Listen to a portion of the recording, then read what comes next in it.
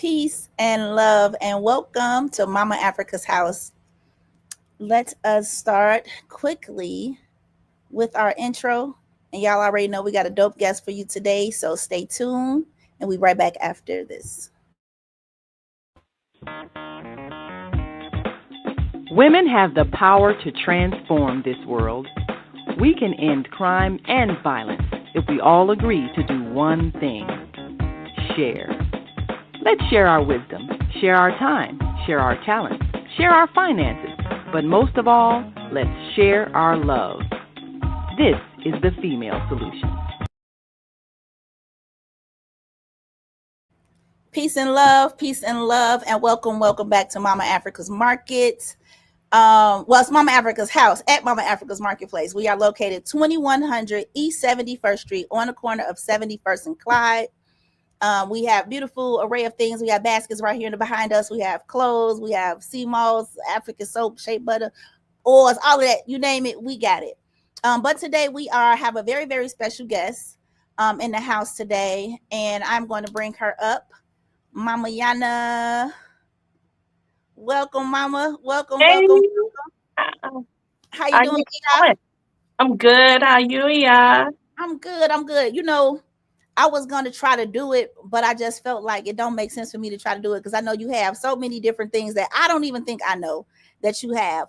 I would like for you to introduce the people or introduce yourself to the people and tell them some of the things that you would like them to know about, specifically, like if you have any initiations or rites or things of that nature. And then just a little bit about your background, and then we'll go into other things. Okay. So, first and foremost, I am a hoodoo practitioner first, as that was and is something that will continue to go on throughout my life. But my initiations do consist of initiating into Oshun, scratch in Palo as Yayi. And, as it relates to hoodoo, um, community appointed mama, which is considered to be like a title within hoodoo, which cannot be self proclaimed, things of that sort. And those who are given that title are usually those who assist in the community, has done lots of works for the community, and therefore people recognize. So within that title, it's just recognition from the community and from people. So yeah. And Iya is actually one of my elders that was there throughout my other initiations.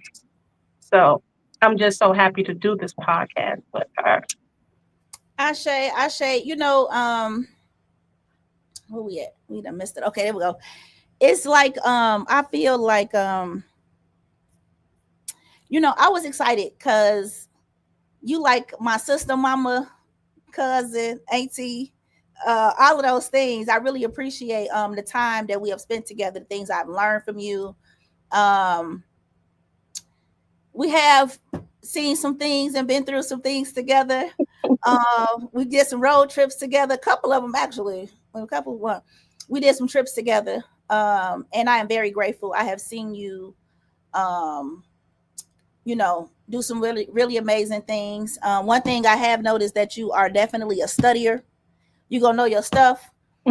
You coming with a pen and a piece of paper every time.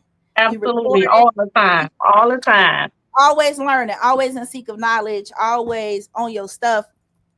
We can't say a lot about a lot of people.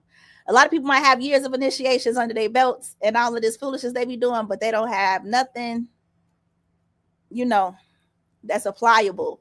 But I've seen you apply a lot of the things that I see you as you learn and grow. Would you like to just tell us a little bit about your spiritual journey and your path? Like, how did you? At what point did you was like, you know what, I'm doing this. Like, this is my life. I'm stepping into it. Like, Um, so the point where I figured that I was going to step into it indefinitely. Um, well, first of all, as far as my spiritual journey goes, I come from a very different background as it relates to my family. Everyone is pretty much spiritual. And with that being said, there is some hoodoo teachings within it, spiritualism, as well as it relates to the spiritualist church. And then in addition to that, I have, like first cousin introducing me to look at me like 6 or 7 years old, things of that sort. So, and then, my father being very So spiritual. wait. So this is the Mama Africa's house on the Female Solutions. Now the Female Solutions is a network where we have these beautiful talks to people all around the world about different things that's good for female solutions. Mhm. Santeria, EFI, all these things, these people may not know exactly what these things are. Can you just break it down just a little bit when you talk Mhm. about like just saying different terms, thinking about speaking to an audience that may not be very familiar with what we're talking about? But Okay. we are talking to our people that we talking to. So, but go ahead, yeah. Okay. So, as it relates to my spiritual path, um, long story short, I'm gonna give it to you the way that it was given to me. So I just grew up in an atmosphere that was a little bit different. I didn't recognize it was different at the time until I got older. And when I got older, much like people who are pure Christian, right? I started to denounce it just a little bit, well, a lot of it, saying, I don't believe in that stuff, Mm-hmm. superstition, so on and so forth. And when I stopped, I realized that I was starting to lose myself and I started to lose my faith in things. And so that wasn't necessarily good for me. Um, I went down on a downhill uh, spiral. Um, so I jumped in and said, you know what, I know what to do in order to help myself. I jumped right back into spirituality, things that I knew about.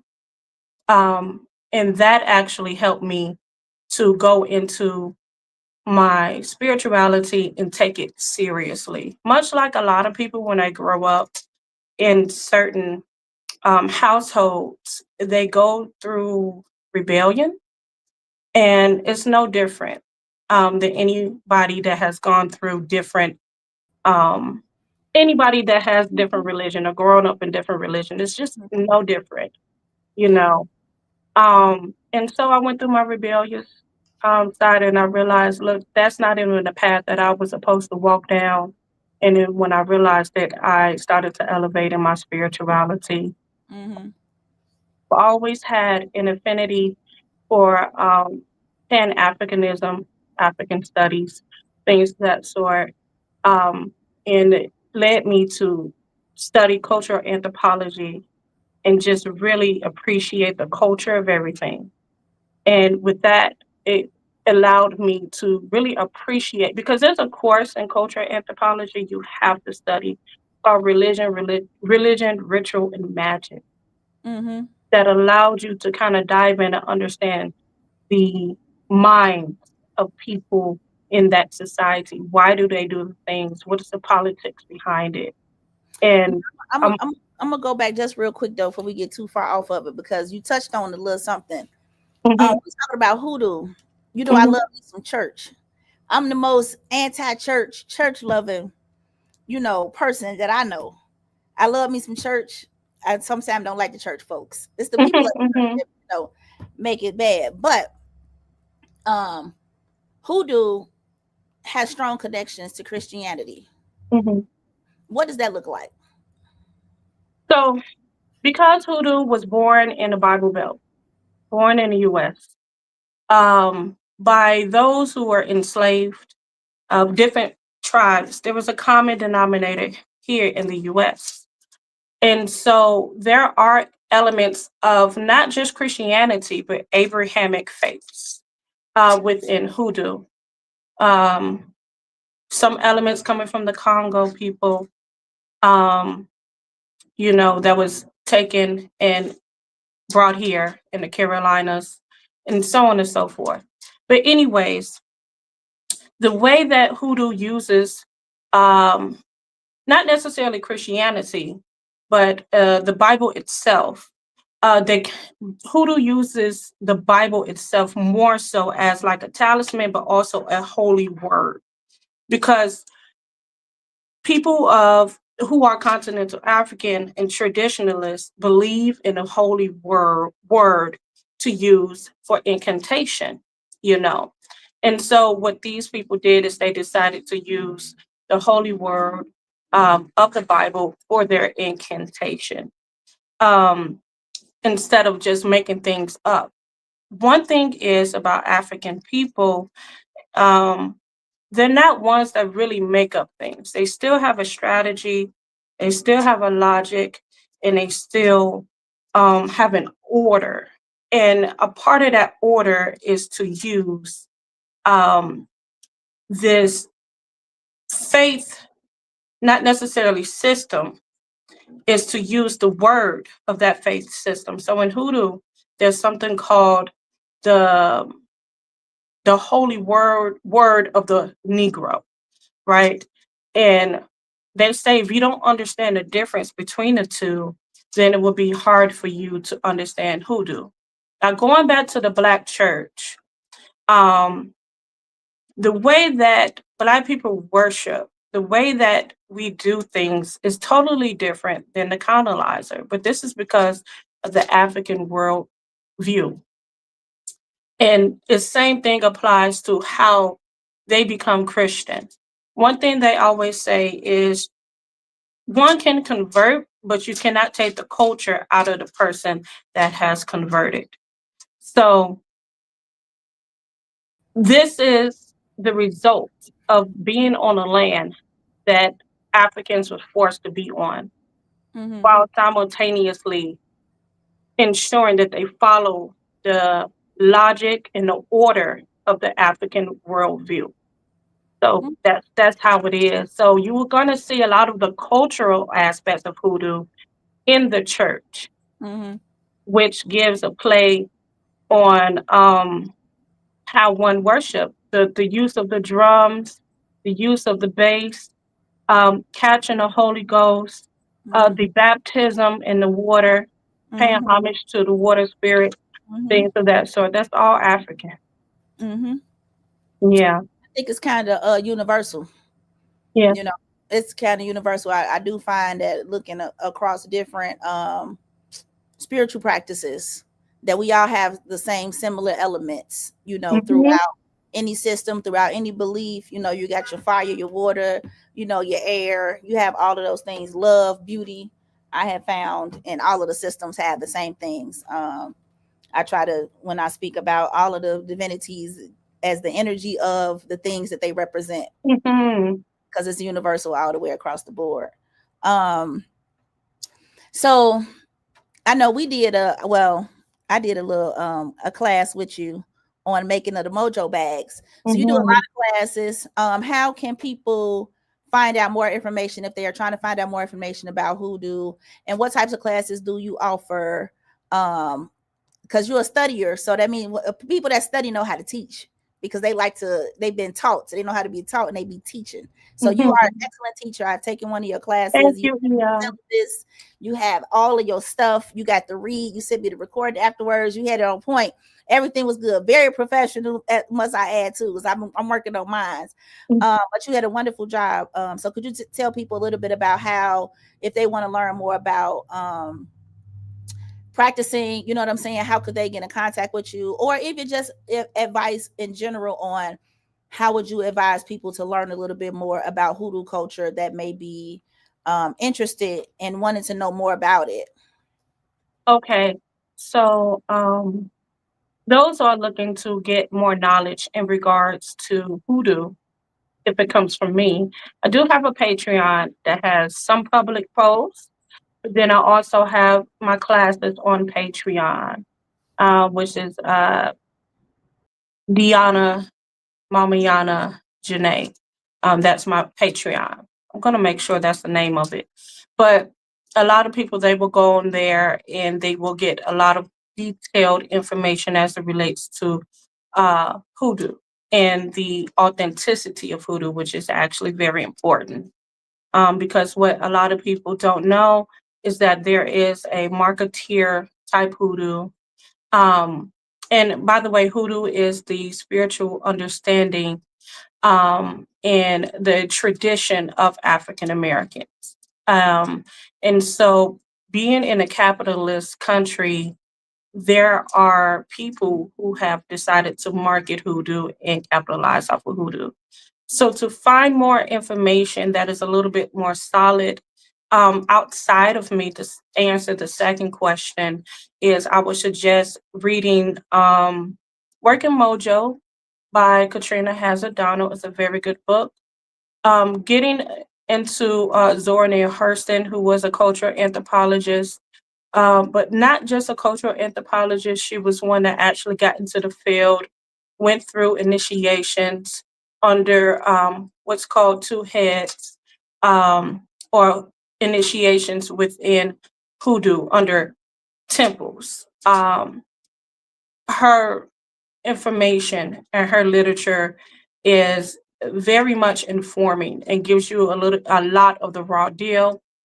And then thirdly, I suggest you go in and you want to understand a little bit more of the culture, which is honestly African American culture.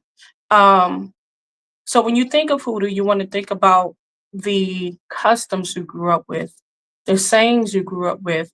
This is the cultural part. And you can get a little bit of that, well, a lot of that if you read the slave narratives, where a lot of the people that was interviewed within the slave narratives were people that were once enslaved or was born right after slavery. Um, Lots of information within that too. Mm-hmm. I would say start there. Always start with the culture.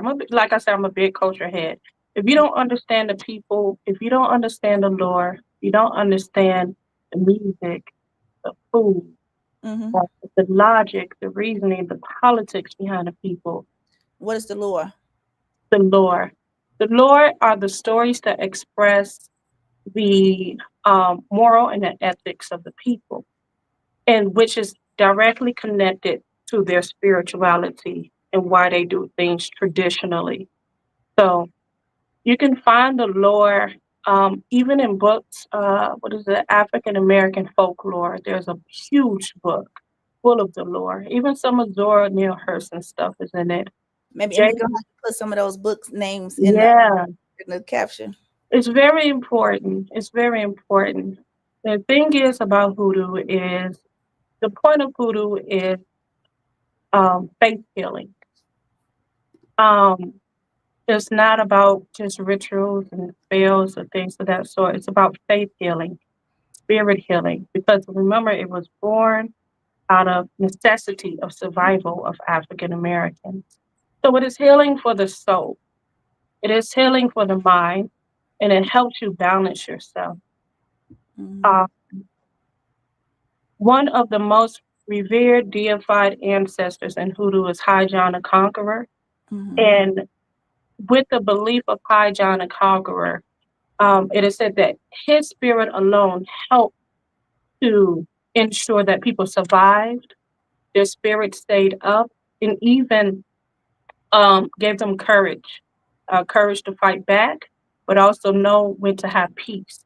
And so a lot of people would think that hoodoo is just about doing all these rituals and things of that sort. The rituals are a byproduct of survival to have peace. Mm-hmm.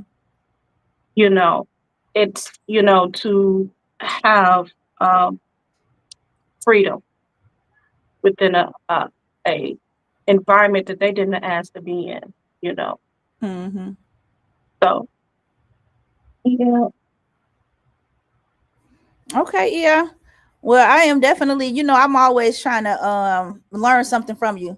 Every time I talk to you, I'm always receiving such a wealth of information and knowledge from you. So you talked about being a priestess of Oshun. hmm What does being a priestess of Oshun mean?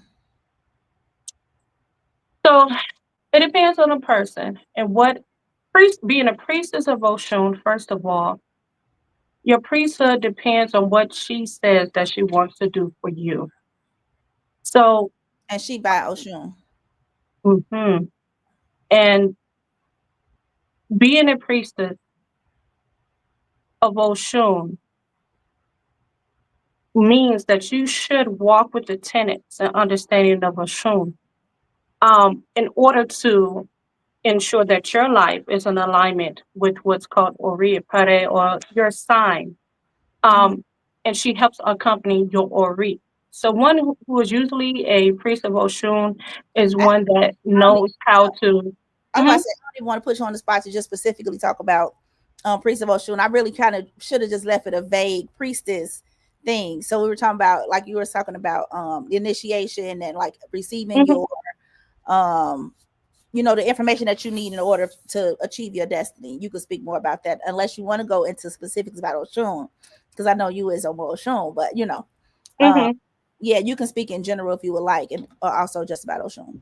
So what it means to be a priest, that also just really depends on um, your destiny. How are you going to walk in your priesthood? Walking in an alignment with um, the energies that serve you, well, not serve you, are there to accompany you. Mm-hmm. Uh, and in many cases, to be a priest, it means devotion to that spirit. And that devotion to that spirit helps you to walk in alignment to reach your highest destiny, to reach your potential, your highest potential, in order for you to receive blessings. Mm-hmm. However, those blessings are supposed to come to you really depends on your individual make, what is for you. So, what's for another person may not be for you, and what's for you may not be for another person. It's all based off of your individual um, understanding. But what is very important is when you go through the initiation, that is making a pact. It's not just making a pact with the spirit, but it's also making a pact with yourself. And you're saying, I agree. And once you agree, you can't take it off. I agree to soul healing. I agree to evolution. I agree, whatever it takes in order for me to get there. I agree to allow you, the spirit that you initiate into, to help me. And so, if you want that spirit to help you, you have to walk in alignment with that spirit tenets, morals, and ethics. So Although you may not be that spirit, you if we still think, have to walk in alignment with that. I'm Hmm. sorry. No, I was just saying that was kind of going back to what I was saying about energy, like Yeah. energetically. Like you can't call forth for energy to help assist and aid and assist your life as crossover with it, and then don't be in alignment with that energy. Hmm. All the elements of that, whatever the entity or system or society that you enter into, it's about making a covenant, a pact with that energy. Yeah. And that energy that usually that assists you has a lot to do with your character as Mm-hmm. well, and how they're going to help assist you with the betterment of your character. Some people need help with speaking up for themselves. Some people need help with settling down. Some people need help with, ensuring that they insert their dominance, not with brute force, but with peace and love. Some people need help with asserting their dominance with brute force. Yeah. Yeah. It just really depends. That's just, some characteristics as it Mm-hmm. relates to that. It is It's said finding, that, it's finding that balance. yeah, The ab- balance. yeah, absolutely. It's to allow the spirits to help you. And when you don't allow, you just won't be in alignment with that spirit. Now, how did your life shift, or what type of change did you see happen in your life after your initiation, any initiation, or like just an example of how you felt that initiation helped your life? Um, so that is an interesting question. Um, Considering that before I initiated into what we view as like an ATR in priesthood, ATR versus ADR is two different things. I was on my spiritual journey for quite some time, working to align myself with myself. Um, After initiation, it seems as though that my spirits have kept me on track with ensuring that I elevate myself and also understand a little bit more about myself too. And what I mean by that is uh, allowing me to go a little bit more within and accepting certain parts of myself, which allows me to stay on track with um, who I'm supposed to be, what I'm supposed to do, and to ensure that I don't overstep, um, overstep who I am, overstep the boundaries or try to be something that I'm not. One thing I will tell you, Oshun teaches her children to ensure that they're not being something that they're not. And also, you know, the Odu that accompanies me ensures that I ensure that I take care of myself and I walk in truth and not blind faith or blind loyalty as well, meaning to ensure that you're not just doing things for the validation of others, but more so to ensure that I continue to seek peace. And in order for a person to have peace, is to ensure that they don't do things to for the validation of others. So they say your peace is disturbed when you start giving a when you start giving a care what other people do. Yeah, You know, yeah, that is. um, and Oshun will make sure that you are in alignment with making sure that you are healthy, so that you can be healthy for other people. Start with yourself first, so that you can see a little bit more clearly. Um, that's what she does for me. So Mhm. she's helped me with that. She's helped me So maintain that. I talk. I say one of the things I know a lot of people when they think about African spirituality and different type of spiritual systems, they always think about like the power, like, oh, I want to do this, or I want to do rituals, or it look all ritualistic. But what I have learned in my years in priesthood is it's about you got to learn the energies, Mhm. you got to learn the system. It was a lifestyle change for me. Um, I had did church for a long time, but it was like um I told you turn yours off and I didn't turn mine off. It was it was like a lifestyle change. Constantly hearing, what my taboos were and then examining why my taboos are my taboos. And it make me look at my situation, my lifestyle a certain type of way.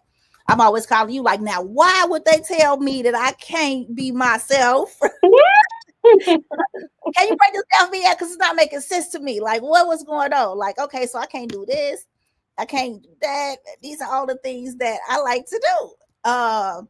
But being the type of person that's always trying to go within, is always trying to learn something and, better myself is like, okay, why would they tell me I can't do this? And then as I started examining those things in my life, it helped me to be able to change and grow and be a little different. Now it is still me, you know. Mhm.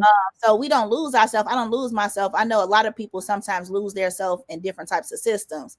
I didn't lose myself in the system, but it did help me to be able to see another pair of eyes, to use another pair of eyes to see how my life was. And I feel like initiation kind of opened up doors for me to look at myself, to be able to examine myself, and then to try to move to change things. While balancing the energy that's showing itself, that's telling me like this is the time in your life you need to be working on these things, and I'm here to assist you with that. I feel like that's kind of how initiations had kind of felt with me. Um, Even after just coming back from doing E5, I didn't really like hear it. It didn't come out like this is your destiny. But as I watched my life unfold and I saw how things started to happen for me, I saw how what was being drawn to my life, or like what was pushed into my direction. And then it was like, wow, the whole another person, was birthed, and I'm always grateful to Ifa, grateful to my ancestors, grateful to all the things that helped me on my journey of healing and trying to be a better person. I think that a lot of times people just expect you to be perfect or not make faults. So, not make mistakes. I feel like we all go through things. We all make mistakes. We all have our faults and our flaws, but trying to work to get better, that's when initiations and stuff come into place. Because sometimes Mhm. it take a long time for us to see ourselves. But if we get in the readings, we doing the work, it helped us to be able, and I would say us, I'm just going to talk about myself personally because I can't speak to nobody else's experience, but it did help me to be a better person, to analyze myself and then to grow into the person that I'm destined to be. But go ahead, yeah. Yeah. They say when you initiate, the initiation itself helps to ignite and activate what was already in you. Um, Sometimes for some people, they were already walking that path, but it becomes a little bit stronger as well. And then sometimes they say, and from what I've seen, I don't want to say they say, I have the tendency to say that I even write like that. It is said, so on and so forth. Yeah. But you don't necessarily change. Initiation does not change you. It doesn't change who you are. Mm-mm. However, they're different. You could be the same person, but different sides of the same coin. And initiation alone doesn't change you. The activation of, the power, if I Risha, they may call it Ashe, that's already within you. In addition to the guidance that is given to you, which is revealed via yourself. When you sit on that mat, they say your Ori, which is you, your destiny, is revealing what it wants. It's revealing what it chose. You know, so you don't change. You learn more about yourself, what direction you should be going, how not to be disobedient to yourself. And life can cause you to be disobedient to yourself when you're in survival mode, when you are in flight or fight, unnecessarily being defensive, because sometimes life will make us not be who we are, or Mm-hmm. we are afraid to be who we are.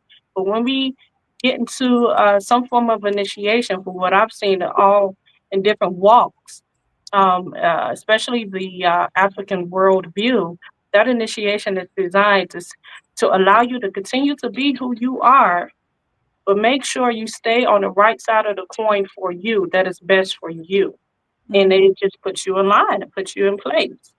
So, um, some things that we do, we are capable of doing it, but some things that we do isn't truly what we want to do in our truest of hearts. Mm-hmm. Or some things that we do um, is a part of us, but in our heart, um, it is said that we know this ain't good for me. Mm-hmm. You still gonna be you sitting up there talking to yourself, "Oh, that ain't good for me. I shouldn't be doing Man, please protect me from the from the things that I know is coming behind this. Please, no. Um, no, it do be like that. So before we get out of here, I do want to ask you quickly, as a hoodoo priestess, is that what it's called, a hoodoo priestess? Okay, so hoodoo priestess is a term that does exist, Mm-hmm. right? But it's rarely used. Usually, more so, people are called just by their title, the community appointed title, or the title that they are given via whatever they may have gone under tutelage under. So, like for example, the spiritualist church is usually your mother. Okay. The community gives you mama. There's papa. There's professor, and so on and so forth. So, but that term does exist. I don't necessarily go by a hoodoo priestess, Okay. So but then it for wouldn't necessarily be wrong either. okay, yes. So I'm gonna call you Mama Yana Hmm. for that. But we do want to acknowledge this this message. It says that we found out yesterday that this is Hoodoo Heritage Month. And yes, it is, which is why Mama Yana is on our show, because this is the last day of Hoodoo Heritage Month.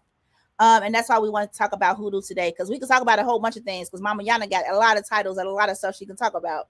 So we are strictly speaking about hoodoo today is because it is Hoodoo Heritage Month. And before it went out, I wanted to make sure that I was able to share some background about um, what a lot of people would call a true African American um, um, formed, is a form Mhm. the right word, religion, Mhm. spiritual practice, that was born like from African Americans. I don't know if it's a lot of other spiritual systems that we kind of birthed, or is that true? Am I reaching? Yeah, no, no, no, you're not reaching. So hoodoo is um many people say it's not a religion, it's just is a tradition. Some people say it is. But if you want to put it into a category religion, it is an ethno religion, meaning You be that getting, yeah, what's that now? you be getting deep. You be Oh, getting this. I say you a studier. Okay, go ahead, break it down for it. it's an ethno religion as it is the expression of combined African understanding within North America. Mm-hmm. And then what I mean by combined is all of those tribes, you know, the Yoruba, the Ewe, the Igbo, the people of the Congo, um, you know, all of these different tribes came together. They were forced to come together and actually create and procreate together. Um, and so they had to do it on a land that was foreign to them and express how they live on a land that is foreign to them. Mm-hmm. So birth and under that in of itself birthed something new Mm-hmm. and a new That's what logic. this is what I was gonna ask. So I was going to the priestly name, but what I was gonna ask is, as a hoodoo practitioner, I'm gonna say, Mhm. Mama Yana, you do own the hoodoo culture where you sell a lot of goodies. What is the what can I say? What is like one of those things, or we're gonna say the top five things that people do all the time that didn't know it was hoodoo, or like what is something like, I don't know why I spit on the broom when somebody sweep my feet. I have no idea. I don't even know where I got it from. I know I'm not splitting no poles. I don't know why I don't split the pole. I just know don't do it.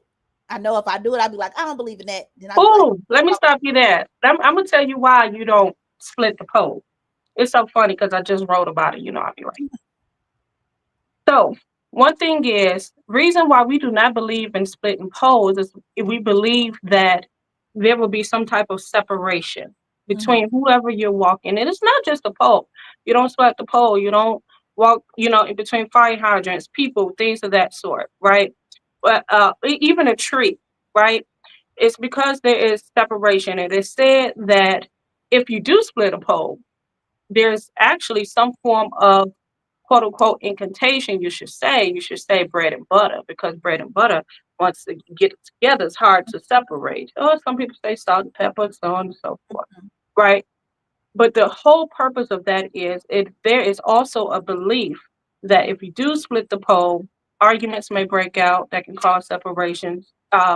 Some people even believe that and have witnessed someone may not come home, someone may pass away. There would be some form of separation between those two people, and you don't want to separate. The idea is that it came from an enslavement time when people were taken away from their family during times of enslavement. And to get a little bit deeper is this idea it originated within the African peoples that was once enslaved that believed that there are spirits within the trees. And those trees can be negative spirits that can cause separation from the people by walking on the either side, separating from either side. And so this is something that still exists with us today. Don't split the pole mm-hmm. because we may separate. The mountain thing will be argument. The thing is, just thinking about we were talking about energy, right? Hmm. Or walking side by side with somebody, y'all energy is connected. Absolutely. Yeah. It can split that energy. So energetically, I can see the. Hmm. You Hmm. Hmm. taught me something today. You taught me some. What you teach me? I told you teach me something every time I talk to you. Um, what's some other stuff that people? Why do you know why we throw salt over our shoulder or spit on the broom or? So And it's throwing stuff. stuff with brooms. Okay. So it is believed that you don't you don't sweep the feet, because Mm-hmm. if you sweep the feet, then you're sweeping someone away. We even have this thing where you're not really supposed to be sweeping while baby's asleep in a room, because you're going to sweep their dream, what's called a dream soul, away. They may not wake up. But anyway, there's two things as it relates to sweeping the feet. The person may not return home, meaning you could sweep them off to jail, or they may not get married. hmm And Mm-hmm. so usually the remedy is to spit on a broom. Usually, excuse me, spitting on the broom or wood it has a lot of connection to do with the wood or even fibers of trees. Um, Actually deters what's called witchcraft. So usually, like if someone curses or says a jinx, a lot of people will do something like knocking on wood, Mm-hmm. because it is said to disturb those negative energies or the spirits that live in wood. Um, or someone would spit on the ground or on the broom, which is usually wood and made on the fibers of some form of tree or grass or something like that. Spitting usually deters negative energy. um People Mm-hmm. take it a step further and mark an X, um That's why they spit that. counterclockwise. Is that why they hmm spit the liquor doing Mises? They spit the liquor during misas, and in general, like when we feed, or like you said, you talked about the mojo, things of that sort.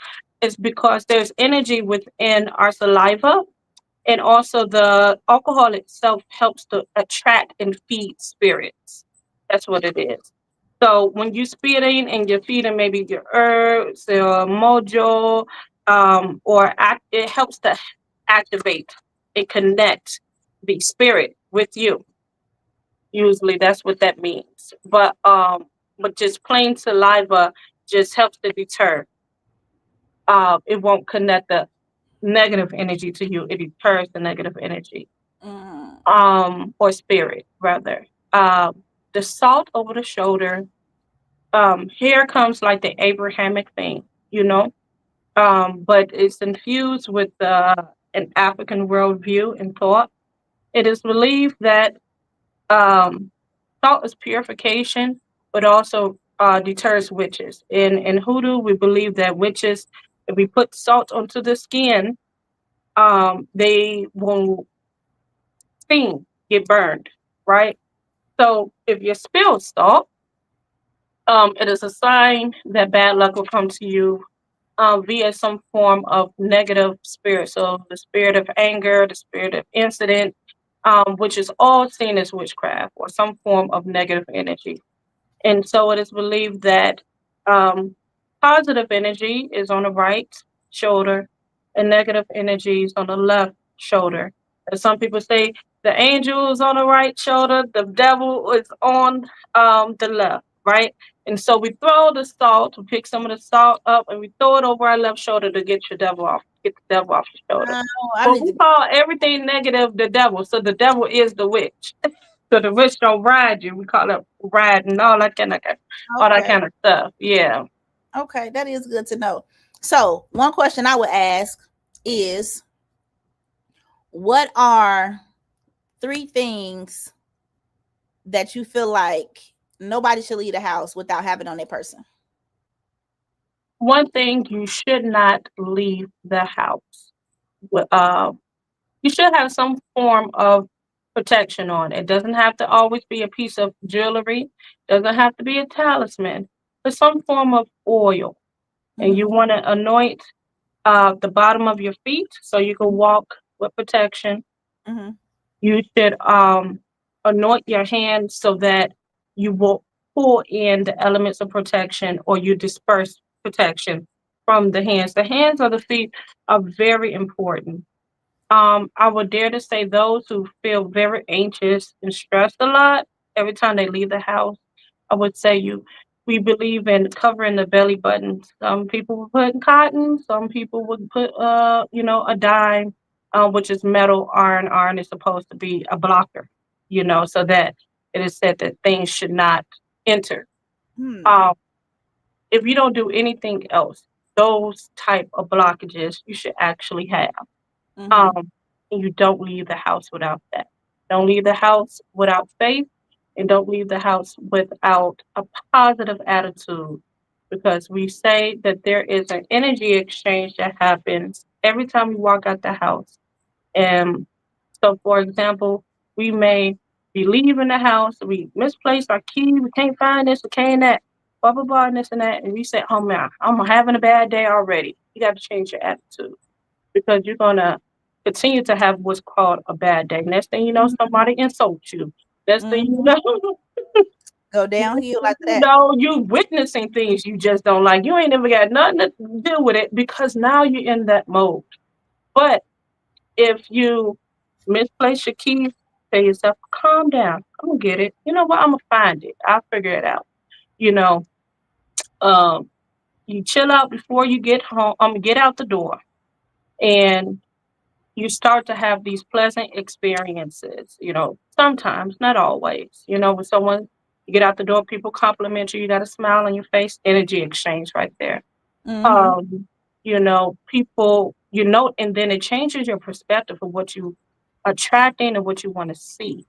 Um, because your vibration really matters. If you're vibrating high and you're vibrating on a good foot, they say get on. That's another thing, the good foot. I sure Um, get on the good foot. get on a good foot. Usually, getting on a good foot is when you wake up in the morning, in the spiritual sense, and as it relates to hoodoo. Getting on a good foot means you're stepping. We just talked about the left and the right. Mm-hmm. You're literally, the foot is placed down with the right foot, but the right foot is considered the good foot. So you Okay. can attract good things, and you start off with the good foot. I'm gonna have to start doing that. Hmm. And Now hold on, cause we got to get to the what's the real things we need to be having with us. Protection is good, but money is better. What is something that we should keep on our person if we want to be drawing some money to us? If it's like I need some money, I need to make always have some type of money in the purse or the wallet. If you don't carry none of that, put it in your bra. mm-hmm. Always have it. Some people, you know, like to use grains because it's an abundance, but it's always good to have both. You know, um, people use Lucky Mojo bean. Um, a Lucky Mojo bean is like this fava bean. You Can we know, get that on your shop? mm-hmm. Okay. Yep, that is used to make wishes.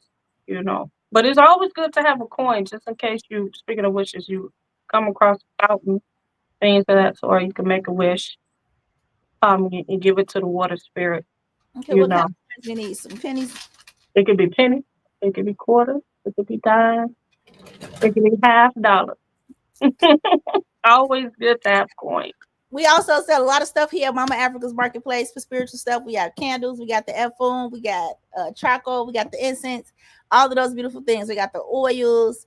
If you guys need to come and get some of those spiritual supplies, you can definitely get some of those here. And it always would be good to always have some form of that foam, chalk, clay. You know, who do we do the the Carolina? Um, excuse me, not the Carolina, Georgia white clay, or Okay. we use white the what is it called? The red brick Mhm. dust, and also the red dirt. That is the rich clay.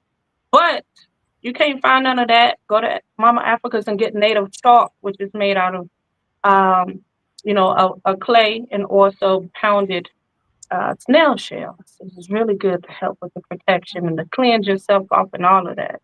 So, We got camel wood too. We got oh yeah. yep.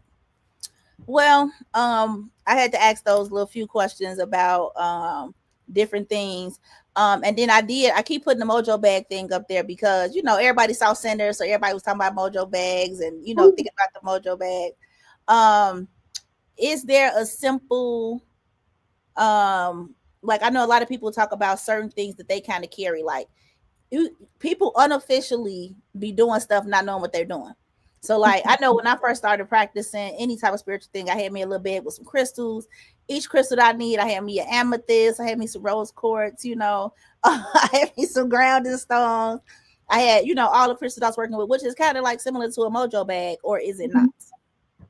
Well, a mojo bag is a little bit deeper because it is prepared a certain way with incantations. It is fed and fed with oils, spirits, tobacco smoke. Also, like I said, the incantation, and also to get a little bit deeper, it is fed with a form of sacrifice. Mm-hmm. Um, Now there are charms. I would consider that more so of a charm. Um, but some charms even get a little bit deeper too, made very similar to a mojo. Um, Having or a talisman. Um, Having some form of talisman is actually pretty good too. But the mojo in of itself, the reason why it's a little bit deeper because they say that bag is a lie and Mm-hmm. it's made with the organs are the inside and the skin is the outside, and Mm-hmm. that bag is actually connected to you. So if you like, one thing you don't want to do is lose it because you are literally losing a part of you. It is named after you and everything. There's a lot that goes into a mojo bag, so it's a little bit deeper than throwing some things inside of a bag. However, if you what you are describing is what's called uh, quote unquote container magic and sympathetic magic as well as contagious magic. So it is said that things that touch each other can um, pretty much affect that whatever is being touched. So like if you had your name inside of there, plus the crystals, things of that sort, that is called the contagious part. If you didn't, that would be considered the container, which means you have created something in like an enclosed environment that is like creating like a warmth energy that is Mm-hmm. currently walking with you. It may not be your lucky mojo. It may not be something that's really, identifier of you, but it is some form of container. So this is very similar to like when people make jars. Uh, Very similar.